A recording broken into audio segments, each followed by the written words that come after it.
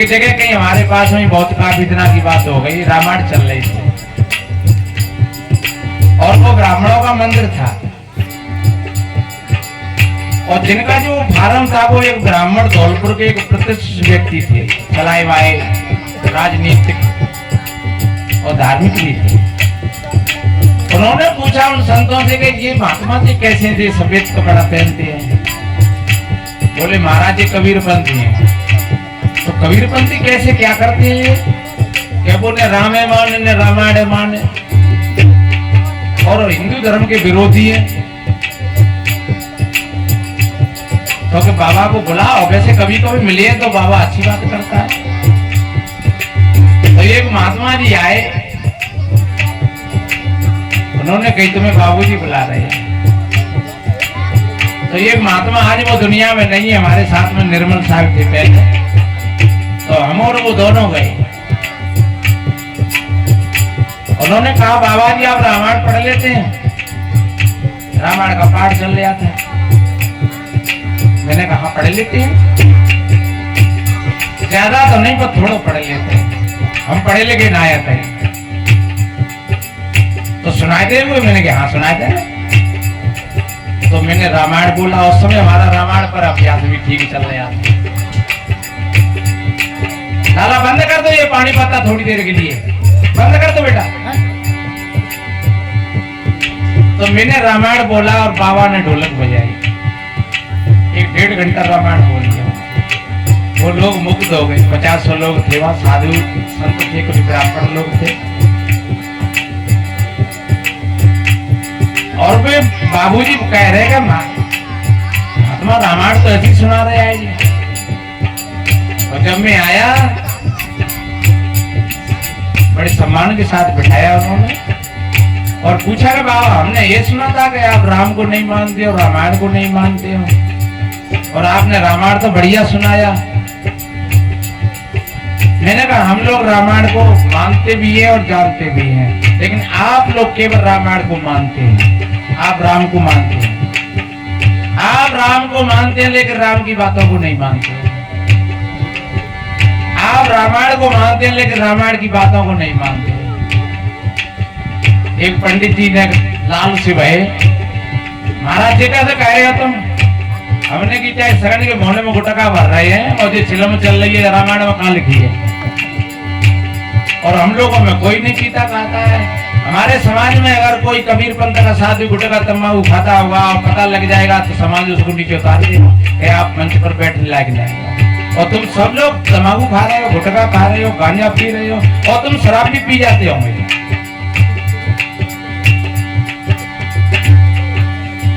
और मैंने कहा अगर कोई एक व्यक्ति तथागत किसी छोटी समाज का अगर एक लोटा जल का पानी ले आए तुम पी लोगे? बोले ऐसे कैसे पी लेंगे? मैंने कहा हम तो पी लेंगे। तुम कैसे पी लेंगे? हमने कहा जब राम सबरी के बेरों को खा सकते हैं, रामायण तो कह रही है? और राम के मुंह से बाबा तुलसीदास जी ने देख कह लो भाई, जब तुलसी कह रही है कि मैं तो छोटी जाति की हूं और मैं स्त्री हूं सबरी, तो राम कहते हैं वीर सुन भावे ने बाता मानो एक भक्ति कर नाता जात पांच कुल धर्म बढ़ाई धनवल परिजन गुण चतुराई और भक्ति इन नर सोगो कहते जल विनवार देखिए जैसे। ए सबरी चाहे कोई कितना भी जाति में बड़ा हो लेकिन उसके हृदय में प्रेम और भक्ति नहीं है। भक्तिवंत नीचे प्राणी और मोह प्राण प्रिय सुन मुम पानी और भक्तिहीन ग्रंथ किन होई सब जीवन सब प्रिय मोह। चाहे वो ब्रह्मा क्या नहीं हो, उसके हृदय में अगर प्रेम और भक्ति नहीं है तो मेरे लिए तो वो सभी जीवों के समान है। और प्रेम और भक्ति जिनके हृदय में नहीं है वो व्यक्ति ऐसे जानो जैसे बिना पानी के बादल। और तुमको तो नवदा भक्ति कहूं तो पाई, तुमको तो नवदा भक्ति प्राप्त है। और बताते रामायण कह रही है कि सबरी के बेर खाए थे, तो जब राम सबरी के बेरों को खा सकते हैं, जब निषाद को गले से लगा सकते हैं, गीतराज को गोदी में बिठा सकते हैं, तो क्या हम अपने भाइयों का पानी नहीं पी सकते हैं? क्या आप बताइए, आप रामायण को मानते हो कि जानते हो क्या करते हो? तुमने तो केवल धंधा बना लिया है। और वो बाबूजी ने कहा कि भाई आप चाहे लाल पीरिया के भले ही करो, पर महात्मा की बात में दम है।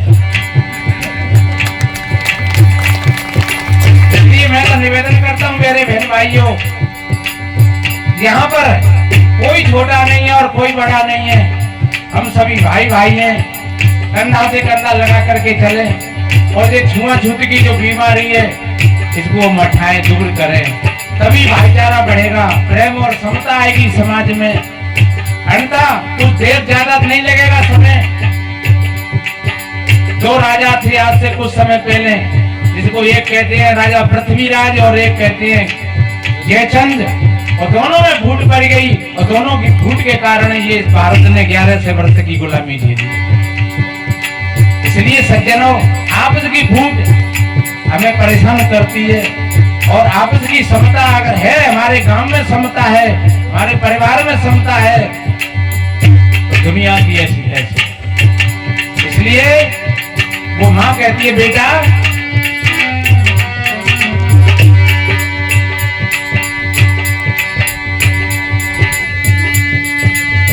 छुआछूत की दीवारों को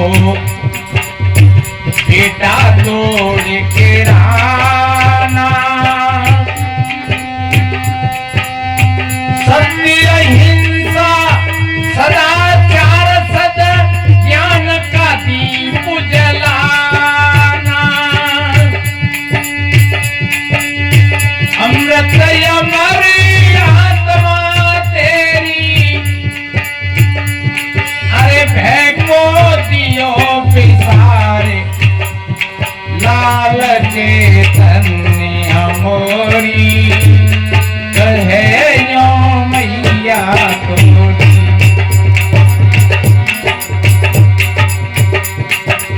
लाल चैतन्य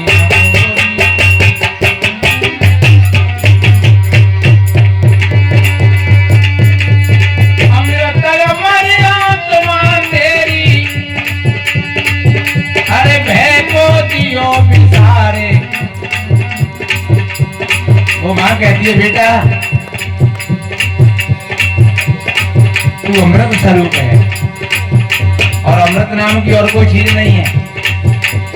लोग कहते हैं, जब कथा वाचक जो पंडित शास्त्री लोग कथा कहते हैं, वो कहते हैं कि पहले देवताओं के पास में अमृत था, लेकिन अमृत हो तो तुमने पियो हो तो आज हो तो को नहीं हुआ आदमी। जाने 4000 वर्ष पहले अमृत पान किया था, आज बैठो नहीं, लेकिन ऐसा अमृत कोई नहीं है। सदगुरु कबीर ने कहा है, अमृत बस जाने नहीं मान भया सब लोए, और कहे कबीर कामो नहीं जीवे मरण हो। जो मरता नहीं है उसी को अमृत कहते हैं, और जो मरता है वो मृतक है। तो जो मृतक शरीर है वो अमृत आत्मा है। कोई कोई लोग नहीं मानते हैं। हमारे बहुत जन जो बौद्धिस्ट लोग हैं वो कहते हैं कि भैया बुद्ध ने तो चर्चा नहीं करी, लेकिन चर्चा उन्होंने नहीं किया, बहुत अच्छी बात है। और जो बुद्ध की जो मूर्ति को आप देखोगे वो कैसे ध्यान में लीन है, गहराई से। इसलिए उन्होंने आत्मा परमात्मा की बातें नहीं करी, लेकिन इसका मतलब ये नहीं है कि उन्होंने नकार दिया हो, नकारा नहीं। लोग जाकर के पूछते उनसे कि आत्मा परमात्मा क्या होता है, तो वो कहते ध्यान करो, वो कहते ध्यान करो। और जब ध्यान करते महीना 15 दिन सबका का समाधान हो जाता, क्योंकि आत्मा परमात्मा कोई बकरे की चीज थोड़ा ही है। के गीत गाओ, वो तो एक ठहराव है भीतर का। इसलिए वो माँ कह रही, अमृत अमर आत्मा तेरी, भय को दियो बिसारे, लाल चैतन्य मोरी, कहे यो मैया तोरी, लाल चैतन्य मोरी, कहे यो मैया तोरी, लोड़ी देकर माँ समझावे, बेटा ध्यान लगाइयो तू, मेरी कूक को सफल बनाना, मती दाग लगाइयो तू रे, लाल बतिया मोरी।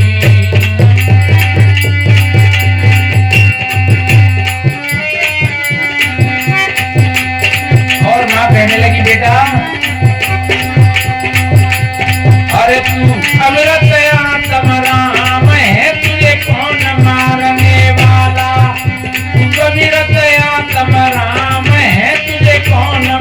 मारने वाला तू।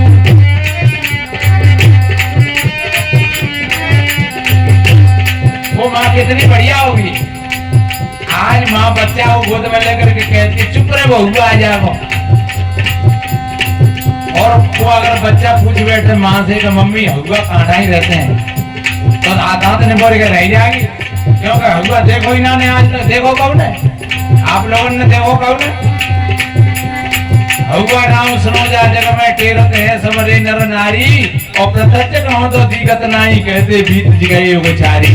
अरे भैया हुआ नाम की कोई चीज नहीं है, लेकिन माँ समझ आ देते हैं बापो घर में मन चला जाइयो, और नहर की पुलिया पे मन चला जाइए वहाँ भूत रहते है, और पीपल के पेड़ पे मन चला जाइए वहाँ जिंदा रहते है। और बच्चा के हृदय में बिठा दिया, और 20 वर्ष का हो गया पट्टा जवान, तो वो हुआ दे द्रपत है। अगर माँ कहती है कि नहीं बेटा कुछ नहीं होता है,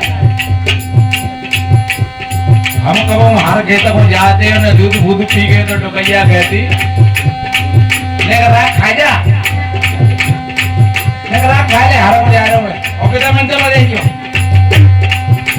बापो घरी मांग। और कबों को वहां चले जाते तो रोंगटे ठाड़े जाते सररामनी बोलती के आयो निकल के। और थोड़ी सी जब जागरूकता भाई मेरे भाई बहनों, फिर उन जगहों पर हमने जाकर के देखा, रात में देखा, दिन में देखा, शमशानों में देखा, कब्रिस्तानों में देखा, नदियों के किनारों पर देखा, लेकिन कोई भूत प्रेत नाम की चीज नहीं मिली। 40 वर्ष हो गई खोजते खोजते। ये जंत्र मंत्र तोड़ा टोटका भैरव भवानी देवी देवता, ये सब हमारी वाणी का ये कचरा है, ये सब हमने इकट्ठा कर रखा है और अपनी खोपड़ी में भर लो है। और कबो रात को सपना देखा था तो पर राय पता थी बिना ही दिखा था। मकानों को लोग कछु कछु तो बे लगा लेते हैं, वे टोटका से बाकी जीव ने कर रही है, बाकी दांत ने कर रहे हैं, और बच्ची बच्चा भी ने देखा था तो रात में डरपत कितनी माताओं का भवन हाथ माँ बच्चा डरपत है। हमने भी 2-4 दिन ऐसे चित्र और लगाए थे। अरे घर में चित्र लगाओ तो महापुरुषों के लगाओ, कबीर के लगाओ, बुद्ध के लगाओ, बाबा साहब के लगाओ, और कोई महापुरुषों उनके लगाओ, वर्तमान में ऐसे हमारे संत महापुरुषों के लगाओ, सती साध्वियों के लगाओ, और भूत छुड़ैलन के चित्र लगाओ, भैरव भवानी के चित्र लगाओ, और नंगे हमारे एक्टर के चित्र लगाओ, जिनके बच्ची बच्चाओं के संस्कार बिगड़ेंगे नहीं बिगड़ेंगे। इसलिए अच्छे महान पुरुषों के चित्र लगाओ। तो देखिए बच्ची बच्चा भी अगर पूछेंगे तुमसे कि मम्मी ये कौन को चित्र है, ये कबीर साहब जी का है, ये कौन थे, अरे जी बड़े महापुरुष, ये जिनका चित्र है ये बाबा साहब का चित्र है, इन्होंने हमारी समाज को बहुत अच्छी तरीका से दिखाया। अच्छा ये कौन का चित्र है, ये महात्मा ज्योतिराव फुले और सावित्री बाई का चित्र है। अगर ऐसे चित्र घर में होंगे तो समझ लो कि बच्ची बच्चा सत्संगी बन जाएंगे आप। तो इसलिए माँ कह रही बेटा अरे तू अमृत आत्म राम है, तुझे कौन मारने वाला, अमृत आत्म राम है, तुझे कौन मारने वाला।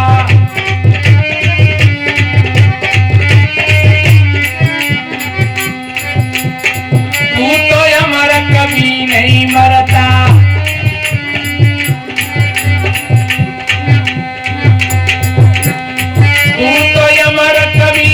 मरता, तुझको शस्त्र छेद नहीं सकता, हर जल के बीच कभी नहीं जलता जल के, और नहीं चले तू आग में नहीं पवन सोखने वाला, नहीं चले तू आग में नहीं पवन सोखने वाला। तू अमृत आत्म राम है, तुझे कौन मारने वाला। तू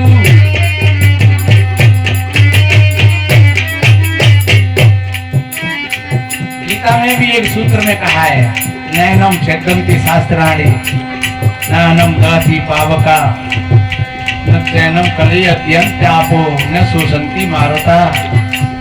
हे अर्जुन, इस आत्मा को कोई शस्त्र छेद नहीं सकता है, इसको आग जला नहीं सकती है, पानी गला नहीं सकता है, हवा सुखा नहीं सकती है, फिर तुम काय को भयभीत रह रहे हो।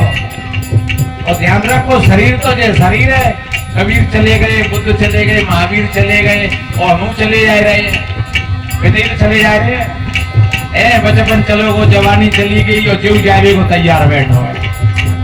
लेकिन वास्तव में वो एक चीज है जो बचपन को भी जानती है, जवानी को भी जानती है और वर्तमान को भी जानती है। सज्जनों, वो अमृत है। इसलिए सदगुरु कहते हैं,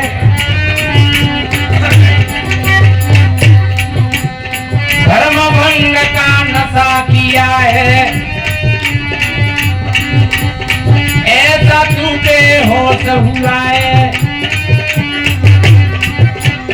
धर्म भंग का नशा किया है, ऐसा तू बेहोश हुआ है। अपने को तू भूल गया है, अपने को तू भूल गया है।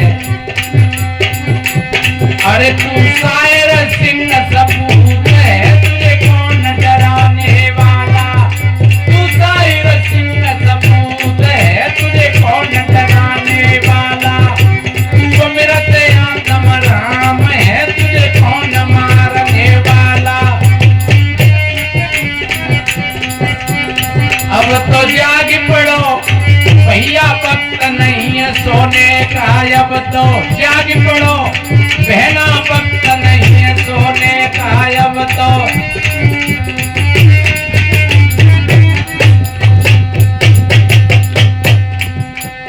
बहुत दिन बीते सोते सोते, जीवन जीते रोते रोते। एक लड़की को विदाई दे रहे, छोटी सी बातें पूरा कर रहे हो। तो लड़की को जब विदाई दे रहे तो लड़की रो रही, और लड़की तो रोती है बेचारी, चाहे कि तू पढ़ लिखे जाए। तो उन्हें कहा तो कौन क्या करनी पत्ते में। तो लड़की रो रही, तो लड़की तो रो रही, पर मजे की बात है वो दूल्हा रोए उठो। लोगों ने पूछी भैया तुम काय को रो रहे हो, तो जे काय को रो रही है। लड़की से पूछी बेटी तुम काय को रो रही हो, हम तो इसलिए रो रहे हैं भाई मम्मी पापा छूट रहे, हमें याद आवेगी। बच्चे काय को रो रहे। लड़का ने कही तो ताई तो मैं रोए रहा हूँ। कहते मम्मी पापा जहाँ छूट गए और तू चले गए, मैं मैयो अपन ने छुड़वा चाहिए ताते रोए रहा हूँ मैं। लड़की ने कहीं घुर्रा गया तो जहाँ काय को रो रहे हो फिर। कहते मम्मी पापा छूटे तभी रो लियो। लड़का ने कही तो रो न तो तू ही है, तो रो तो चले संग ही संग। तो मेरी माँ बहनों ऐसा नहीं हो जाए। वास्तव में जो जीते जागृत होते हैं वही हंसते हंसते अपना जीवन जीते हैं, अंत पूरा जीवन रोते ही रोते बीत जाता है। इसलिए बहुत दिन बीते सोते सोते, जीवन जीते रोते रोते। अब उठ समर करो भैया, वक्त नहीं है रोने का।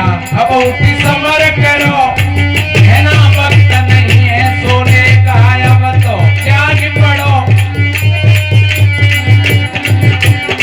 अब तो त्याग पड़ो है ना, वक्त नहीं है सोने का। अब तो त्याग पड़ो भैया, वक्त नहीं है सोने का। इसलिए मेरे भाई बहनों, धन्य है जब माता सीता को विदा किया, उनकी माँ ने कैसा बढ़िया उपदेश दिया। ए बेटी, सास ससुर गुरु सेवा करे हो और पत्र रुख लखी आयुष अनुसरे हो। अपने माता पिता की, अपने सास ससुर की सेवा करना, पति की आज्ञा का पालन करना। ये नहीं कहा उन्होंने कि तुम मंदिर में कहीं जाना और कहीं तुम भूखी मरना, प्यासी मरना, व्रत उपवास रखना। ये तो सब बनावटी बातें हैं। कभी वक्त आएगा तो फिर निवेदन करेंगे। मैंने निवेदन किया एक मातृ शक्ति को लेकर के, कि जो मातृ शक्ति जीती जागृत हो जाए तो फिर बच्ची बच्चा भी जीते जागृत बनेंगे और समाज में बहुत बड़ा परिवर्तन होगा। और जब तक मातृशक्ति जीती जागृत नहीं है, क्योंकि ज्यादा विशेष करके ये आडंबरों में फंसी है मातृशक्ति, अपने व्यक्तित्व को भूल करके और विशेष करके ये आडंबरों में मातृशक्ति फंसी है। एक घर पे गए तो घर में गृह प्रवेश है रो, और बापे कहा के बाबा ने उनके जूता लटकाए दे बापे, और ऊपर 2 टायर लटके रहे। तो जब हम पहुंचे हमने कि ये जूता का को लटकाए थे है कि महाराज ने ताते का नजर नहीं लगी जाए। मैंने कि भैया तो तुम तो जूता दिखा रहे संत महात्मन ने है, कोई भी अतिथि मेहमान आएंगे और उनके जूता मकान पर लटके हैं तो ये तो अशुभन हो गया। ये तो महाराज जी हमारे गति ना मानते पनवेश्वरी गई जी, ऐसे ठकरम करते रहते हैं। तो उन्होंने देर पीछे फिर आई हुई बाबा भाई जब मोड़ा नजर लगी जाते ज्यादा ज्यादा। तो हमने कही 2 जोड़ी जो को लटका दे कितने उनकी लायक हाँ जूतने की फटी बटाई फिर क्या नजर लगेगी, जब मकान नजर नहीं लगेगी फटे बटाई जूतन से, तो जब बच्चे की नार में जूता लटका दो फटे बटाई 2-4 तय वो ऐसे भरी। मैंने कहा ये सब ढोंग है, ऐसा कुछ नहीं है, फेंको इनको। तो फिर वो उठवाई वो सब संत महात्माओं का आगमन हो रहा है, अतिथि मेहमान आ रहे हैं और इनसे बड़ा और कोई पुण्य और धर्म नहीं होता है। तो मेरे बहन भाइयों, इन सारे अंधविश्वास और रूढ़िवादों से हट करके अपनी कर्तव्य निष्ठा को हम ठीक तरीका से समझें तो हमारा जीवन सार्थक होगा, सुंदर होगा। सच्चे अर्थों में इसी को सत्संग कहते हैं। तो आप सभी भाई बहनों ने बड़े शांति प्रियता के साथ हमारी टूटी फूटी बातों को श्रवण किया। हम धन्यवाद देते हैं अनुज भाई को, और धन्य है उनके माता पिता के लिए जो कि उन्होंने संतों को बुला करके और ये त्रिदिवसीय कार्यक्रम रखा। और आप सभी भाई बहनों के लिए कोट कोट साधुवाद। आपने हमारी फूटी टूटी बातों को बड़े ध्यान से, बड़ी शांति प्रियता का परिचय देते हुए आशा ही नहीं पूर्ण विश्वास है आपके जीवन में जागरूकता आएगी, आपका जीवन अच्छा बनेगा, सुंदर बनेगा। सर्वे भवन्तु सुखिनः, सर्वे सन्तु निरामया, सर्वे भद्राणि पश्यन्तु मा कश्चित् दुःख भाग् भवेत्। सभी के जीवन में आनंद हो, सभी निरोग हो, सभी स्वस्थ हो। इन्हीं शुभ मंगल कामनाओं के साथ वक्त आएगा तो फिर कभी मिलेंगे।